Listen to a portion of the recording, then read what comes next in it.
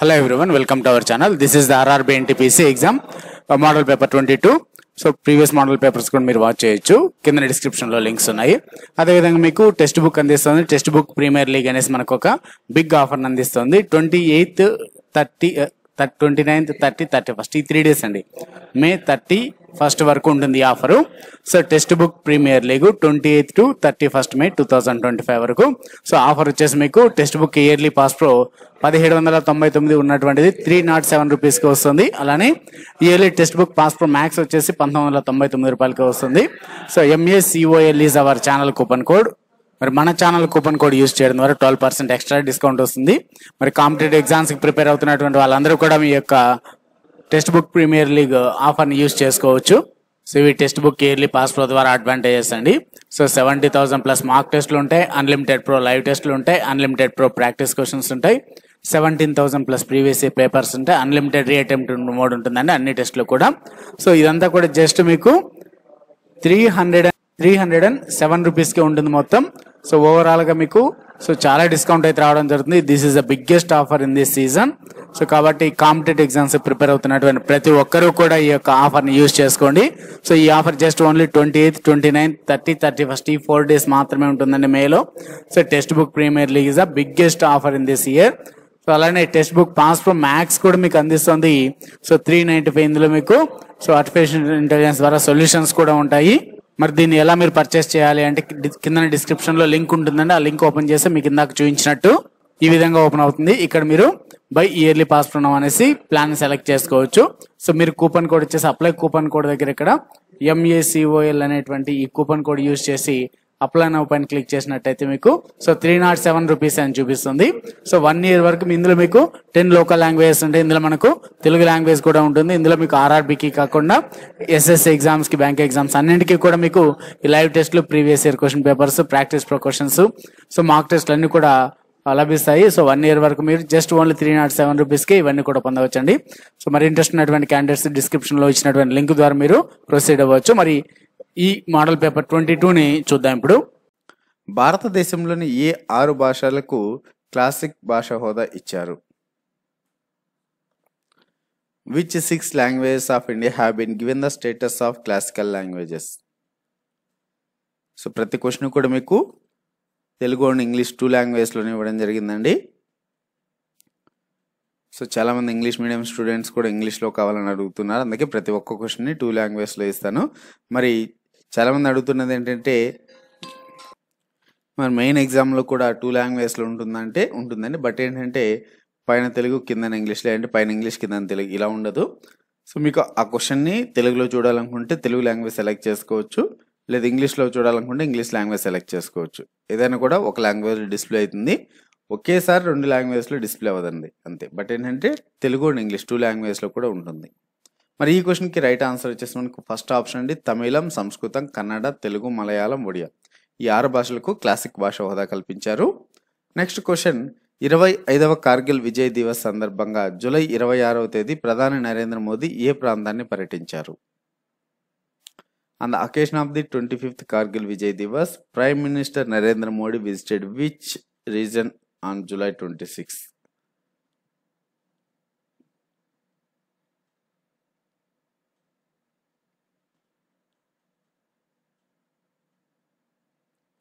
Answer third one, Ladakh. Next question, అంతర్జాతీయ Olympic committee IOCలో భారత ప్రతినిధిగా ఏకగ్రీవంగా తిరిగి ఎన్నికైంది ఎవరు? Who was unanimously re-elected as India's representative to the International Olympic Committee?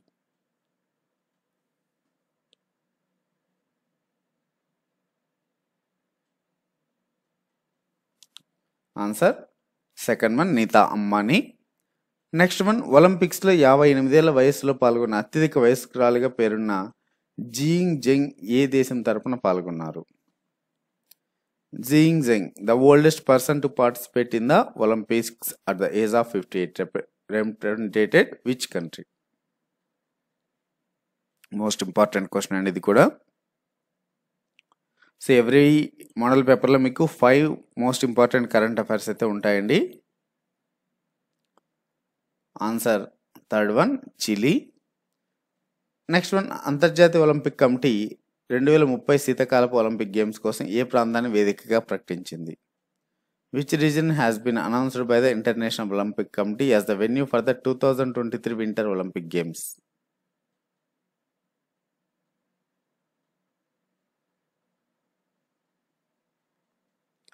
First one French Alps. So next question, so ఇక్కడ మనకు ఇది reasoning నుంచి అండి. సో ఏమైనా ఇచ్చారంటే మనకు ఒక ప్యాసేజ్ ఇచ్చారు, చిన్న ఒక 3 లైన్స్ ప్యాసేజ్ లాంటిది. సో ఇదేంటంటే కొంతమంది వ్యక్తులు Rahul and Kusum are good in Hindi and maths. అంటే ఇక్కడ కొంతమంది వ్యక్తులు కొన్ని సబ్జెక్ట్స్లో బాగా చదువుతున్నారు, దాన్ని మనం ఒక టేబుల్ ఫార్మాట్లో అరేంజ్ చేసుకోవాలి. ముందుగానే దీన్ని సెట్ చేసుకున్న తర్వాత మనకు ఒక 3 క్వశ్చన్స్ ఇచ్చారండి, 6, 7, 8 ఈ 3 క్వశ్చన్లకి ఆన్సర్ చేయొచ్చు. సో మరి ఇక్కడ ఇచ్చినటువంటి వాళ్ళ పేర్లు అలానే సబ్జెక్ట్స్. సో చూడండి, ఫస్ట్ ఏమైనా ఇచ్చారో ఒకసారి చదవాలి. Rahul and Kusum are good in Hindi and maths. So Rahul, Kusum Hindi మరియు మ్యాథ్స్లో బాగా చదువుతారని, నిష్ణాతులని. తర్వాత Sameer and Rahul are good in Hindi and biology. So Sameer, Rahul వచ్చేసి హిందీ మరియు బయాలజీలో. అలానే Geeta and Kusum are good in Marathi and maths. Geeta, Kusum వచ్చేసి మరాఠీ మరియు మ్యాథ్స్లో నిష్ణాతులు. Sameer and Geeta and Mihir are good in history and biology. So ఇక్కడ మనకు సబ్జెక్టులు ఎన్ని ఉన్నాయో చూడాలి. సో ఫస్ట్ మనకి ఇక్కడ పేర్లు ఒక సైడు, సబ్జెక్టులు ఒక సైడు ఇలా రాస్తున్నా. రాహుల్ అలానే కుసుమ్, సమీర్, తర్వాత గీత, మిహిర్. సో 5 మెంబర్స్ ఉన్నారు. సబ్జెక్ట్స్ ఏవి ఉన్నాయో రాద్దాం. సబ్జెక్ట్స్ వచ్చేసి హిందీ హెచ్ అని రాస్తున్నా, మ్యాథ్స్ ఎం అని రాస్తున్నా, బయాలజీ బి అని రాస్తున్నా, మరాఠీ ఇది ఎంఏటి అని రాస్తానండి, ఇది ఎంఏఆర్ అని రాస్తా మరాఠీ. సో మరాఠీ. ఇంకొకటి వచ్చేసి హిస్టరీ, ఇది హిందీ కదా, హెచ్ఐఎన్ రాస్తున్నా, ఇది హెచ్ఐఎస్ అని రాస్తాను హిస్టరీ. ఎందుకంటే 2 హెచ్ అనేది కన్ఫ్యూజ్ అవుతాం కాబట్టి. బయాలజీ బి ఒకటి సరిపోతుంది. ఇప్పుడు మరి సో ఫస్ట్ వచ్చేసి మనకు టిక్ వేసుకుందాం, అంటే ఏ సబ్జెక్ట్లు ఎవరండి. Rahul and Kusum are good in Hindi and maths. Rahul, Kusum Hindi మరియు మ్యాథ్స్ అన్నారు. రాహుల్, కుసుమ్ సో హిందీ మరియు మ్యాథ్స్. సో అలా టిక్ వేసుకున్నారంటే వాళ్ళు అందులో గుడ్ అనేసి అలాగా. తర్వాత Sameer and Rahul good in Hindi and history. So Hindi and history అంటున్నారు. సో సమీర్ ఇక్కడ హిందీ, అలానే హిస్టరీ అంటే ఈ లాస్ట్లో, అలానే రాహుల్ కూడా హిస్టరీ అంటున్నాడు. So Sameer and Rahul good in Hindi and biology అండి, సారీ హిందీ అండ్ బయాలజీ అని ఇచ్చారు. సో హిందీ ఆల్రెడీ టిక్ చేసాం కాబట్టి బయాలజీ వీళ్ళిద్దరిని టిక్ చేయాలి. తర్వాత Geeta and Kusum are good in Marathi and maths. Geeta and Kusum అన్నారు, మరాఠీ అండ్ మ్యాథ్స్ అంటున్నారు. So Kusum already maths tick చేసాం, మరి గీతకు కూడా టిక్ చేద్దాం. మరాఠీ ఇక్కడ మరాఠీ కూడా టిక్ చేశాను గీత మరియు కుసుమ్కి. తర్వాత Sameer, Geeta and Mihir history, biology. So first history tick చేయండి, గీత సమీర్కి, గీతకి, మిహిర్కి. హిస్టరీ ఇక్కడ ఉంది, సమీర్, గీత, మిహిర్. తర్వాత అలానే బయాలజీ కూడా. సో బయాలజీ ఆల్రెడీ సమీర్కి టిక్ చేసాము, గీతకి, మిహిర్కి. మిగిలినటువంటివన్నీ ఇంక ఇంటూలు పెట్టేసుకోవాలి మనం, అంటే ఇక్కడ వాళ్ళు నాట్ గుడ్ అనేసి ఇలా పెట్టుకున్నా అంటే మనకి ఈజీ అయిపోతుందండి. ఓకేనా. ఇప్పుడు క్వశ్చన్స్లోకి వెళ్ళాలి. క్వశ్చన్ ఏమని ఇచ్చారు చూడండి, who is good in both biology and maths. So biology మరియు మ్యాథ్స్లో ఎవరు నిష్ణాతులు చూడండి. ఇక్కడ బయాలజీ మరియు మ్యాథ్స్, సో బయాలజీలోను మ్యాథ్స్లోను ఈ 2 సబ్జెక్ట్స్ ఇక్కడ రాహుల్ ఉన్నాడు కానీ ఆప్షన్లో లేదు రాహుల్. తర్వాత గీత ఉంది, గీత ఓకే, ఎందుకంటే ఇక్కడ కుసుమ్ వచ్చేసి మ్యాథ్స్ బయాలజీ లేదు, సమీర్ వచ్చేసి మ్యాథ్స్ లేదు బయాలజీ ఉంది, గీతాకి మ్యాథ్స్ బయాలజీ 2 ఉన్నాయి, మిహిర్కి మ్యాథ్స్ లేదు బయాలజీ ఉంది. కాబట్టి ఇక్కడ మనకు ఆన్సర్ ఎవరవుతారంటే Geeta is the right answer. So answer is first option. Next question, who is good in only Hindi, Marathi and maths? Hindi, Marathi మరియు మ్యాథ్స్లో ఎవరు నిష్ణాతులు? చూడండి, హిందీ, మరాఠీ, మ్యాథ్స్ అంటున్నారు. Hindi, Marathi, maths, Hindi, Marathi, maths. So ఇక్కడ కుసుమ్ ఓకేనండి. సో కుసుమ్ చూడండి, హిందీ, మరాఠీ, మ్యాథ్స్. ఇంకెవరు కూడా లేరు చూడండి ఇక్కడ. సో ద ఆన్సర్ ఈజ్ వచ్చేసి third option, Kusum is the right answer. Next question, who is good in maths, biology and Hindi? So maths, biology మరియు హిందీలో ఎవరు నిష్ణాతులు? సో మ్యాథ్స్, బయాలజీ, హిందీ అంటున్నారు. సో ఇక్కడ Hindi, maths, biology. So Rahul ఉన్నాయండి ఫస్ట్. మిగిలిన 3 టిక్లు అంటే 3 టిక్లు వరుసగా ఉన్నాయి ఇక్కడ, హిందీ, మ్యాథ్స్, బయాలజీ. మిగిలినటువంటి 3 టిక్లు ఏ దాంట్లో కూడా వరుసగా లేవు. సో కాబట్టి మనకు ఆన్సర్ రాహుల్ అవుతుంది. So answer is second option, Rahul. So ఈ విధమైనటువంటి సిట్టింగ్ అరేంజ్మెంట్ ఇటువంటివి, సో ఇలా ఒక చిన్న ప్యాసేజ్ లాంటిది ఇచ్చి మనకు ఒక 2-3 క్వశ్చన్స్కి ఈజీగా ఆన్సర్ చేయొచ్చండి. సో ఈజీగా ఒక టేబుల్ను ఫామ్ చేసుకున్నామంటే వెంటనే ఆన్సర్ చేసేయచ్చు. రీజనింగ్లో ఇస్తారు ఇటువంటివి. Next question, find the LCM of 25/7, 15/28, 20/21. So మనకు కాసాగు కనుక్కోమంటున్నాడండి. సో భిన్నాలు ఇచ్చారు, వాటికి కాసాగు కనుక్కోవాలి. లీస్ట్ కామన్ మల్టిపుల్ ఆర్ కనిష్ట సామాన్య గుణిజం అంటాం. సో మరి వీటికి ఎలా చేయాలి అంటే, భిన్నాలు ఇచ్చారు కదా. సో మనకు 25/7, 15/28, 20/21 ఇలా భిన్నాలు ఇచ్చి ఎల్సిఎం కనుక్కోమన్నప్పుడు ఏం చేయాలంటే, మనకు పైన ఉన్నటువంటి వాటికి ఎల్సిఎం కనుక్కోవాలి. 25కి, 15కి, 20కి. సో 25కి, 15కి, 20కి కాసాగ్ కనుక్కోవాలి. అలానే డినామినేటర్లో హారంలో ఉన్నటువంటి వాటికి హెచ్సిఎఫ్ కనుక్కోవాలి. 7, 28, 21 వచ్చేటువంటి ఆన్సరే టోటల్ ఈ భిన్నాలకు మొత్తం కలిపి ఎల్సిఎం అవుతుంది. సో ఇప్పుడు మరి 25కి, 15కి, 20కి ఎల్సిఎం ఒకసారి చేద్దాం.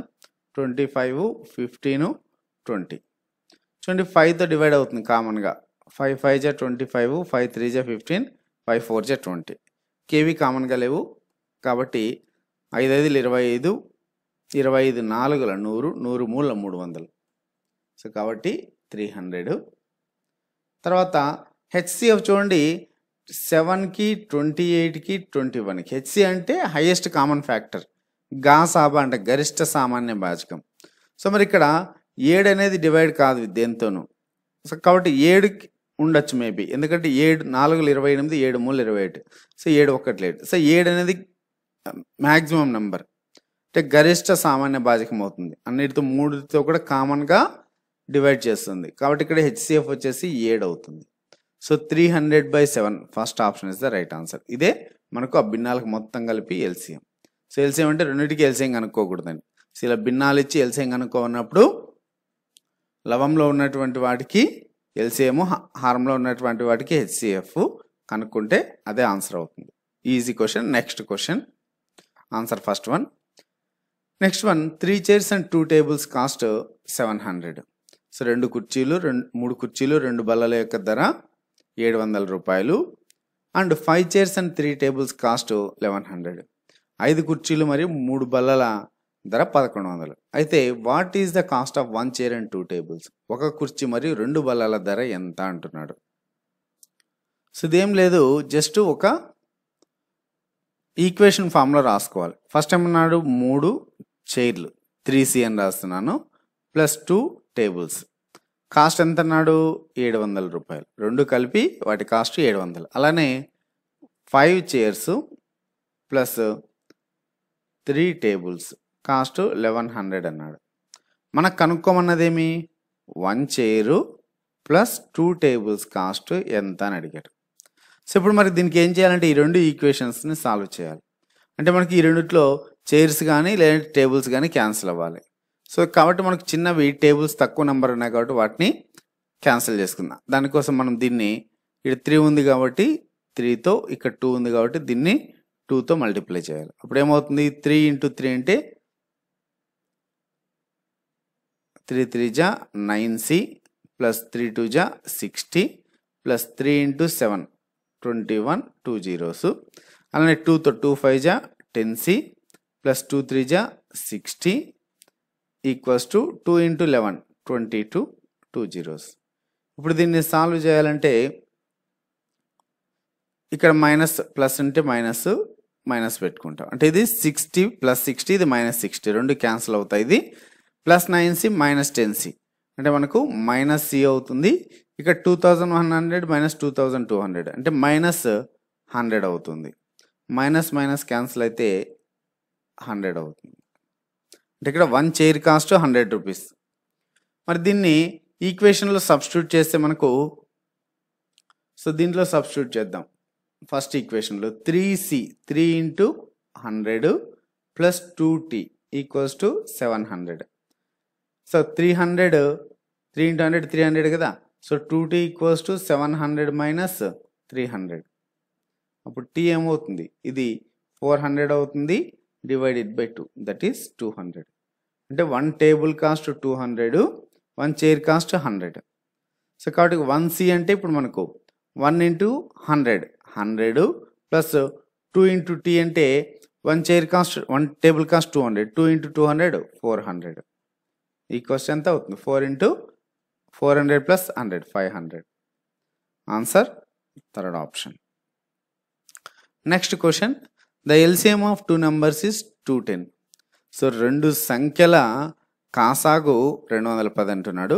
If there HCF is 35, so వాటి యొక్క గాసాబా 35 and one of the numbers is 105. అయితే ఆ రెండు సంఖ్యలలో ఒకటి చెప్తున్నాను 105 అని. అయితే find the other number. So find the other number అంటుంది. దీన్ని రెండు రకాలుగా చేయొచ్చండి. సో ముందు ప్రొసీజర్ ప్రకారం ఎలా చేయాలి చూద్దాం, తర్వాత ఆప్షన్స్ నుంచి ఎలా చేయాలో చూద్దాం. సో ఫస్ట్ ప్రొసీజర్ ప్రకారం ఏంటి అంటే, సో 2 numbers, ఒక నెంబర్ ఇచ్చాడు 105, ఇంకో నెంబరు జస్ట్ y అనుకుందాం. ఇవి 2 నెంబర్లు అనుకుంటే మనకు, సో నార్మల్గా మనకు 2 నెంబర్ల యొక్క మల్టిప్లికేషన్ ఏమవుతుంది అంటే ఎల్సిఎం ఇంటూ హెచ్సిఎఫ్ అవుతుంది. అంటే మనకి ఇది ఫార్ములా, ఎల్సిఎం ఇంటూ హెచ్సిఎఫ్ ఎంత అంటే దేనికి సమానం అంటే 2 నెంబర్ల యొక్క మల్టిప్లికేషన్కి సమానం. ఇది నార్మల్గా రూల్. మరి ఎల్సిఎం ఎంత ఇచ్చాడు మనకు 210 ఇచ్చాడు, హెచ్సిఎఫ్ ఎంత ఇచ్చాడు 35 ఇచ్చాడు.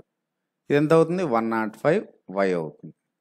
సో ఇప్పుడు మనం దీన్ని క్యాన్సిల్ చేసుకుంటే 35 1 35, 35 3 105. సో మరి 3తో 3 7 3 0 70. అంటే y వాల్యూ ఎంత అవుతుంది 70. అంటే రెండో నెంబర్ ఎంత 70 అని. అదే ఆప్షన్స్ నుంచి వెళ్తే ఎలాగంటే చూడండి, ఇందులో మనము థర్డ్ ఆప్షన్ ఈజీగా డిలీట్ చేయొచ్చు. ఎందుకంటే ఎల్సిఎం ఆఫ్ 2 numbers, ఒకటేమో 105 అని ఇచ్చాడు, ఇంకోటి 105 అయితే ఎల్సిఎం 105 అవుతుంది, 210 కాదు. సో కాబట్టి దీన్ని తీసేయచ్చు. మరి 140 అవుతుందా? సో 140 అయితే మనకు 140 అయినప్పుడు సో హెచ్సిఎఫ్ వచ్చేసి 35, అంటే రెండింటికి కామన్గా 35 × 4 వేయండి. 4 5 20, 4 3 12 2 14 140 అవుతుంది. మరి 140కి 105కి ఎల్సిఎం 210 అవుతుందా క్యాలిక్యులేట్ చేసుకోవాలి. మనకు 140కి 105కి సో 70తో క్యాలిక్యులేట్ చేయండి. 72 జా ఇక్కడ 70తో, సో 70తో పోదు 35తో తీసుకుందాం.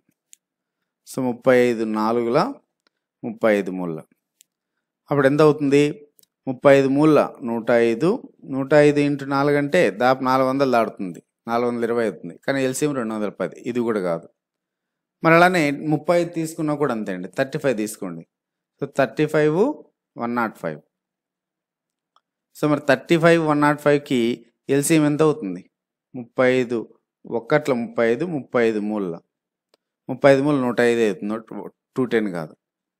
సో ఇది కూడా ఆన్సర్ కాదు. మరి 70 తీసుకుంటే 70కి 105కి 105కి ఎల్సిఎం ఎంత అవుతుంది? 70 35 2 జా 35 3 జా.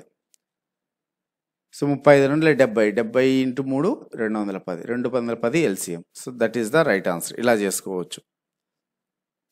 సో కాబట్టి ఆప్షన్స్ ద్వారానే అలా చేసుకోవచ్చు. ప్రొసీజర్ ప్రకారం అయితే మీరు ఇలా చేసుకోవచ్చు. So the answer is second option. Next one, working alone A can do a job in 15 days and B can do the same job in 18 days. So ఒకరే పని చేసినప్పుడు అంటే ఏ సపరేట్గా 15 రోజుల్లో పూర్తి చేస్తాడు, బి అదే పనిని సపరేట్గా 18 రోజుల్లో పూర్తి చేస్తాడు. అయితే how many days will job be completed if both work together? అయితే ఇద్దరు కలిసి పనిచేస్తే ఎన్ని రోజుల్లో పూర్తి అవుతుంది అంటున్నారు. ఈజీ క్వశ్చనే. టైమ్ అండ్ వర్క్ నుంచి ఒక బేసిక్ క్వశ్చన్ అని చెప్పుకోవచ్చు.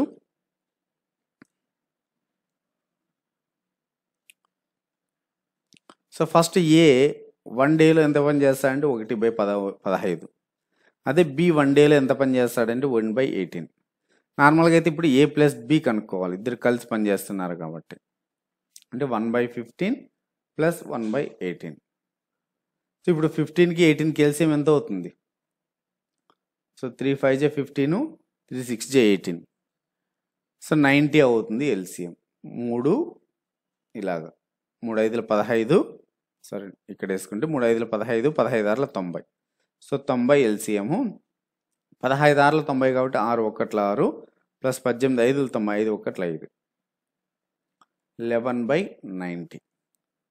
సో 11/90 ఇది ఏ ప్లస్ బి 1 డేలో కలిసి పనిచేయాలి, 1 డేలో చేసేటువంటి పని. కానీ ఇద్దరు కలిసి ఎన్ని రోజులు అంటే దాన్ని రివర్స్ రాసుకుంటే సరిపోతుంది, 90/11 days. So second option is the right answer. Next one, reasoning నుంచి, if A equals to 1 and PAT equals to 37 then part equals to. ఏ1 అయితే పిఏటి 37 అంటున్నాడు. అయితే పార్ట్ అనే పిఆర్టి ఎంత అంటున్నాడు. మనకి ఇక్కడ ఏ 1 అన్నాడంటే దాని అర్థం ఏంటంటే, సో ఏ వాల్యూ 1 అంటే ఆల్ఫాబెటికల్గా ఫస్ట్, బి 2, సి 3 ఇలాగనమాట. అప్పుడు మనకు పి వాల్యూ ఎంత? పి వాల్యూ 16, ఏ వాల్యూ 1, టీ వాల్యూ 20. ఎంత అవుతుంది? 3 యాడ్ చేస్తే 16 1 17, 17 1 20 37. సో మరి అలానే part P 16, A 1, R 18, T 20. Already ఏమైనా యాడ్ చేసాం, 16 1 20 యాడ్ చేసాం, 37 అయింది. 37 1 18.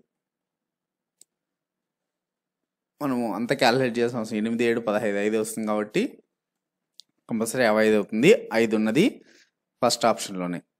So answer is first one. So మనకు ఆల్ఫాబెటికల్స్ నంబర్ అనేది గుర్తుండాలండి.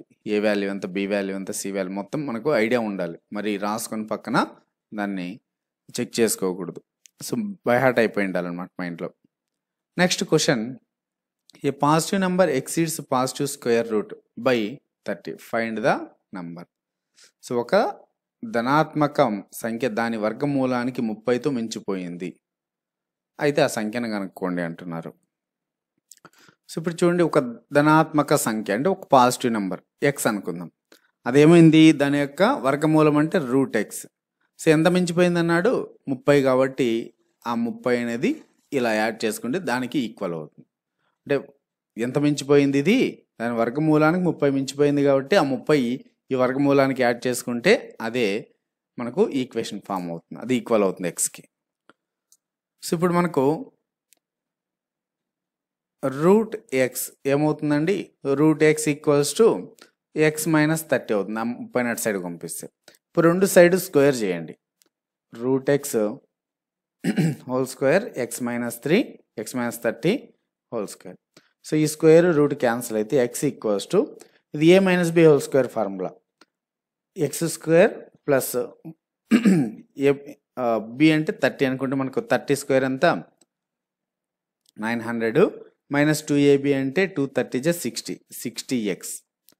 సో మనకు ఈ ఎక్స్ని కూడా అటు సైడ్కి పంపించండి. అప్పుడు ఏమవుతుంది? x square plus 900 minus 60 1x అవుతుంది. ఇది కూడా -x అవుతుంది ఈక్వల్స్ టు 0. సో మరి దీన్ని క్వాడ్రాటిక్ ఈక్వేషన్ ఫామ్లో ఉంది. సో మనం దీన్ని ఏ విధంగా చేయొచ్చు, కారణాంకాలుగా ఎలా డివైడ్ చేసుకోవాలి అంటే, సో 900 రావాలి 2 నెంబర్స్ని మల్టిప్లై చేసిన, లేదంటే అడిషన్ కానీ సబ్స్ట్రాక్షన్ కానీ చేసిన 61x రావాలి. మరి అలా వచ్చేది ఏమున్నాయంటే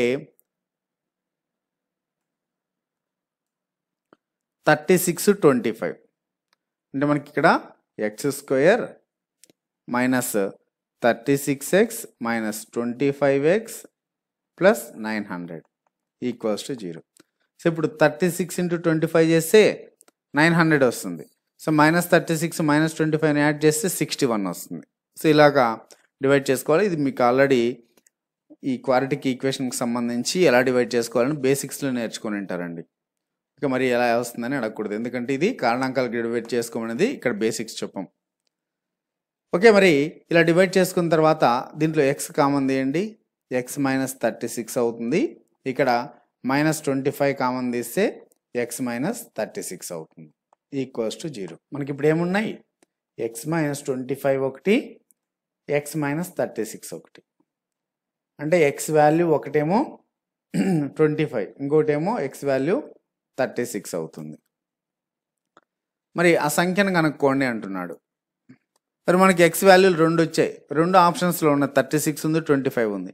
మరి ఇప్పుడు ఏం చేయాలంటే ఈ ఈక్వేషన్లో సబ్స్టిట్యూట్ చేయండి, మనకు వచ్చినటువంటి వాడు ఇచ్చినటువంటి ఈక్వేషన్లో.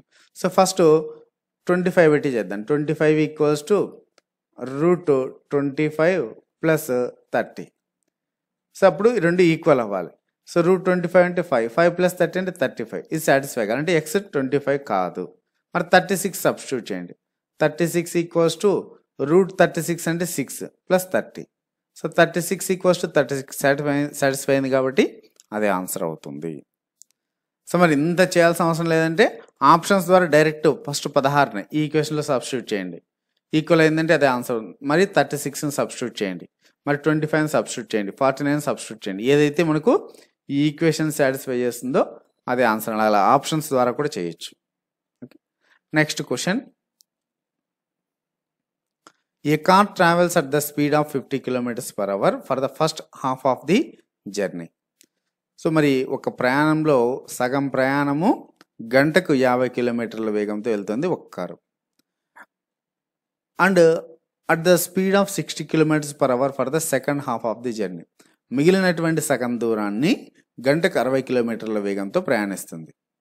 What is the average speed of the car for the entire journey. అయితే మొత్తం ప్రయాణంలో కారు యొక్క సగటు వేగం ఎంత అని అడుగుతున్నాడు. సో మనకు సపోజ్ ఇలా ఉంది అనుకోండి, ఇక్కడి నుంచి ఇక్కడ వరకు ఇది టోటల్ డిస్టెన్స్. సో దీంట్లో సగం ఇది అనుకుందాం. మరి దీన్ని ఏమనుకుందాం అంటే మనము డి అనుకుందాం. అప్పుడు ఇది కూడా డీనే అవుతుంది, ఎందుకంటే ఈక్వల్ డిస్టెన్స్ సగం దూరం అన్నాం కాబట్టి ఇది డి డిస్టెన్స్ అయితే ఇది కూడా డి ఉంటుంది. అంటే ఇప్పుడు టోటల్ ఇక్కడి నుంచి ఇక్కడి వరకు ఎంత అవుతుంది డిస్టెన్స్ అంటే 2D అనమాట. D plus D 2D distance అవుతుంది. సో టోటల్ డిస్టెన్స్ ఎంత, ఇప్పుడు టోటల్ డిస్టెన్స్ వచ్చేసి 2D. మరి మనకు టైంకి ఫార్ములా ఏంటి, డిస్టెన్స్ బై స్పీడ్ కదా. మరి ఫస్ట్ హాఫ్ ఆఫ్ ది జర్నీకి టైం కనుక్కుంటే distance D 50 km speed plus అలానే ఇంకొక హాఫ్ డిస్టెన్స్ని కవర్ చేయడానికి d/60 టైం పడుతుంది. అంటే టోటల్ టైం ఇది అంటాం.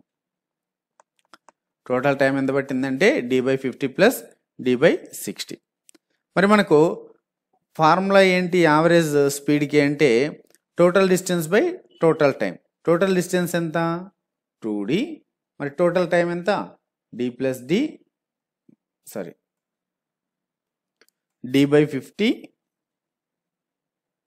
Plus d/60. సో దీన్ని మనం సాల్వ్ చేసినట్టయితే 2D డివైడెడ్ బై, సో ఇక్కడ 50కి 60కి ఎల్సిఎం ఎంత అండి, 50కి 60కి ఎల్సిఎం వచ్చేసి 10తో 10 5ల 10 6ల. సో 10 5ల 50, 5 6ల 30, 300. ఇది వచ్చేసి 5 6ల 30 కాబట్టి 6D 6 5 30 కాబట్టి 5 ఇంటూ డి 5d. సో ఇప్పుడు ఈ 300 పైకి వెళ్తే 2dని మల్టిప్లై చేస్తుంది. 2d into 300 whole divided by 6 + 5 11d అవుతుంది. ఇప్పుడు డి క్యాన్సిల్ అవుతుందండి. ఇక్కడ ఇంకేం మిగులుతుంది? 2 into 300 600 divided by 11.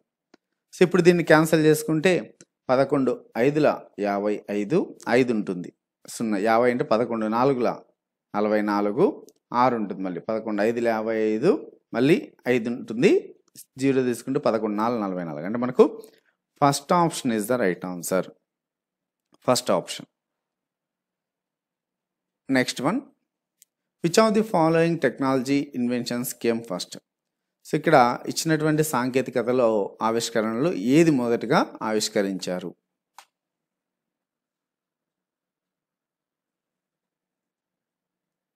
Answer second one, telescope.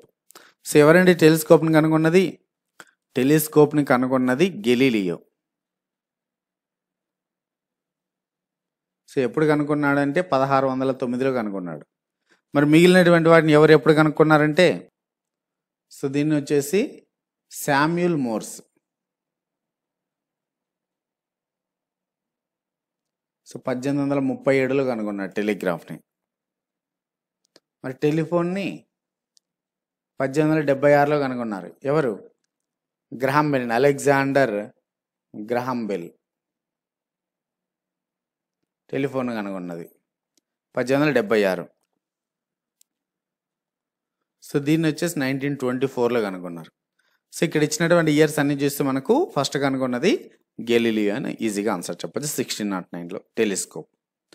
Next one, which of the following type of rays does not penetrate earth's atmosphere? So క్రింది వాటిలో ఏ రకమైనటువంటి కిరణాలు భూమి యొక్క వాతావరణంలోకి ప్రవేశించవు?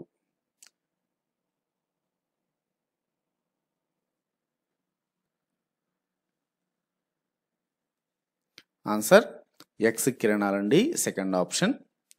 Next one, the first captain of the Indian cricket team for the one day international wars. So one day international క్రికెట్లో భారత జట్టు యొక్క మొట్టమొదటి కెప్టెన్ ఎవరు? వెరీ ఇంపార్టెంట్ క్వశ్చన్ అండి.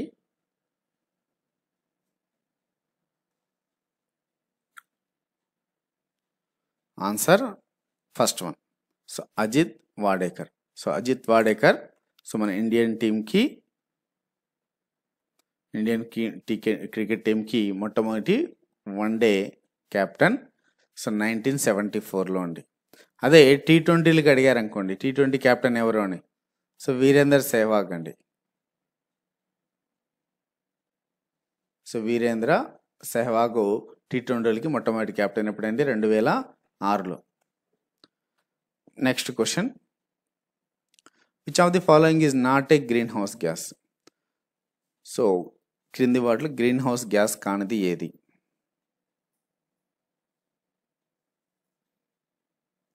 ఆన్సర్ ఫోర్త్ వన్ అండి, కాపర్ డైఆక్సైడ్. మిగిలినటువంటి nitrous oxide, methane, sulphur, hexafluoride ఇవన్నీ కూడా గ్రీన్ హౌస్ గ్యాసెస్ అనే చెప్పాలి. Next one, on which festival did the Jallianwala Bagh massacre take place? Jallianwala Bagh ఊచకోతను ఏ పండుగ రోజున జరిగింది?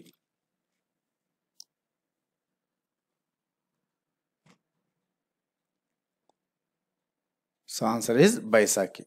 సో మరి బైసాఖి పండుగ రోజున సో ఎక్కడ జరుపుకుంటారండి? పంజాబ్లో అండి. జలియన్ వాలా బాగ్ ఉన్నది కూడా అక్కడే. సో అమృత్సర్లో ఉంది, పంజాబ్లోని అమృత్సర్లో ఉంది జలియన్ వాలా బాగ్.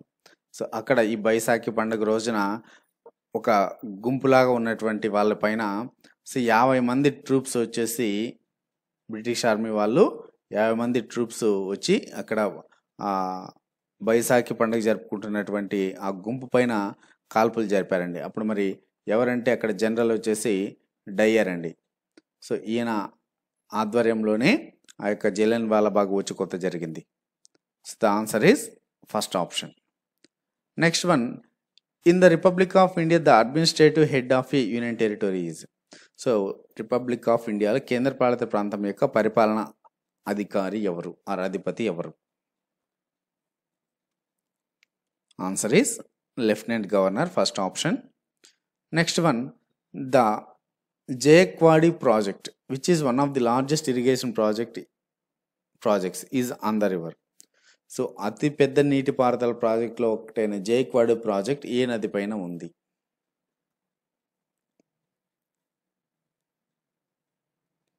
ఫస్ట్ ఆప్షన్ అండి గోదావరి. మరి జైక్వాడ్ అనేది ఏంటంటే ఈ జైక్వాడ్ అనేది ఒక విలేజ్ అండి. ఇది సో ఔరంగాబాద్ డిస్టిక్లో ఉంటుంది. పటాన్ తాలూకా ఔరంగాబాద్ డిస్టిక్. ఎక్కడున్నది అంటే మహారాష్ట్రలో ఉంది. గోదావరి నది పైన ఉంది. First option. Next one, which of the following is the largest glacier in India? భారతదేశంలో అతిపెద్ద హిమానీ నదం ఏది?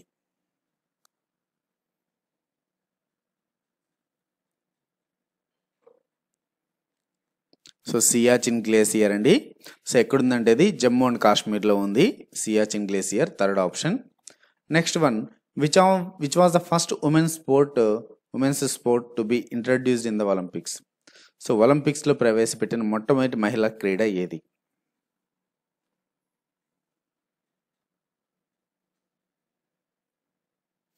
Answer is golf. మరి గోల్ఫ్ ఒకటేనా అంటే గోల్ఫ్తో పాటుగా ఇంకొకటి కూడా పెట్టారండి, lawn tennis. So lawn tennis, golfs ఈ రెండు మొట్టమొదటిగా మహిళల క్రీడలు ఈ రెండు ప్రవేశపెట్టారు. మరి ఏ ఒలింపిక్స్లో అంటే 1900 సంవత్సరంలో జరిగినటువంటి ఒలింపిక్స్లో. ఎక్కడ జరిగాయంటే ఇవి ప్యారిస్లో జరిగాయండి. 1900 ప్యారిస్ ఒలింపిక్స్ గేమ్స్లో గోల్ఫ్ అండ్ లాన్ టెన్నిస్ని ప్రవేశపెట్టారు మహిళలకు సంబంధించినటువంటి క్రీడల్లో. సో ఇందులో పార్టిసిపేట్ చేశారండి మహిళలు. Answer is third one. And the last question, if the pH value of the substance is lower than 7 it would be considered as? ఒక పదార్థం యొక్క pH విలువ 7 కంటే తక్కువగా ఉంటే దాన్ని ఏమంటారు? సో 7 కంటే తక్కువ ఉంటే దాన్ని ఏమంటామంటే ఆమ్లము అంటారు, యాసిడ్ అంటామండి. సో 7 కన్నా తక్కువ, సో బిలో 7. అదే అబోవ్ 7 ఉంటే దాన్ని బేస్ అంటాం, క్షారం అంటాం. pH వాల్యూ అబోవ్ 7 ఉంటే, మరి ఎగ్జాక్ట్గా 7 ఉంటే దాన్ని న్యూట్రల్ అంటాం, తటస్థం అంటాం. సో 7 కన్నా తక్కువ ఉంటే 7 కన్నా తక్కువ ఉండేటి ఆమ్లాలు, 7 కన్నా ఎక్కువ ఉండేటి క్షారాలు, ఎగ్జాక్ట్గా 7 ఉన్నవి తటస్థము, న్యూట్రల్స్ అంటాం. Answer is third one. So ఇవ్వండి మోడల్ పేపర్ 6. నెక్స్ట్ మోడల్ పేపర్స్లో కూడా మీకు మరిన్ని ఇంపార్టెంట్ ప్రీవియస్ ఇయర్ క్వశ్చన్ పేపర్స్ని తీసుకుని అలానే విత్ ఇంపార్టెంట్ కరెంట్ అఫైర్స్తో నెక్స్ట్ మోడల్ పేపర్ అప్లోడ్ చేయడం జరుగుతుంది. సో ఈ మోడల్ పేపర్ని కూడా మీరు PDF రూపంలో డౌన్లోడ్ చేసుకోవచ్చు. డిస్క్రిప్షన్లో లింక్ ఉంది. అలానే మీకు ఈ వీడియో నచ్చినట్లయితే లైక్ చేయండి, షేర్ చేయండి. మరిన్ని ఇటువంటి అప్డేట్స్ కోసం మన ఛానల్ని తప్పకుండా సబ్స్క్రైబ్ చేసుకోండి.